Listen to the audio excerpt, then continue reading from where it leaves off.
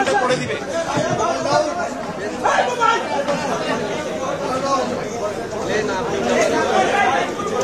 আমি পড়া শুরু করছি, আপনারা কথা বললে কেউ শুনতে পারবে না। আমি কথা বলা শুরু করছি, আপনারা যদি কথা বলেন আমি কিন্তু দুইবার বলবো না। আমরা আজকে উপদেষ্টা পরিষদের মিটিংয়ে আমাদের গুরুত্বপূর্ণ 3টা সিদ্ধান্ত হয়েছে। আমি এই রিড আউট করবো, এটা রিড আউট করার পরে আপনার সিদ্ধান্তগুলো জানতে পারবেন। আজ শনিবার 20 মে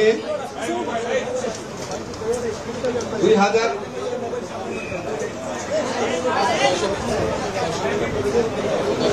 আচ্ছা, আমি আবার থেকে পড়ছি। হ্যাঁ, আজ শনিবার 10 মে 2025 তারিখে উপদেষ্টা পরিষদের এক বিশেষ সভা অনুষ্ঠিত হয়। সভায় আন্তর্জাতিক অপরাধ ট্রাইব্যুনাল আইনের সংশোধনী অনুমোদিত হয়েছে।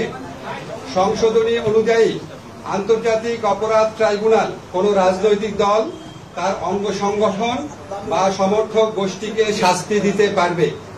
উপদেষ্টা পরিষদের বৈঠকে আন্তর্জাতিক অপরাধ ট্রাইব্যুনালে বাংলাদেশের আওয়ামী লীগ ও তার নেতাদের বিচার কার্য সম্পন্ন না হওয়া পর্যন্ত দেশের নিরাপত্তা ও সার্বভৌমত্ব রক্ষা, জুলাই আন্দোলনের নেতাকর্মীদের নিরাপত্তা এবং আন্তর্জাতিক অপরাধ ট্রাইব্যুনালের বাদী ও সাক্ষীদের সুরক্ষার জন্য সন্ত্রাস বিরোধী আইনের অধীনে সাইবার স্পেস সহ আওয়ামী লীগের যাবতীয় কার্যক্রম নিষিদ্ধ করার সিদ্ধান্ত গ্রহণ করা হয়েছে।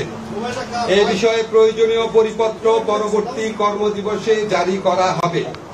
এর পাশাপাশি আজকের উপদেষ্টা পরিষদের বৈঠকে জুলাই ঘোষণাপত্র আগামী 30 কার্যদিবসের মধ্যে চূড়ান্ত করে প্রকাশ করার সিদ্ধান্ত গৃহীত হয়েছে। ধন্যবাদ।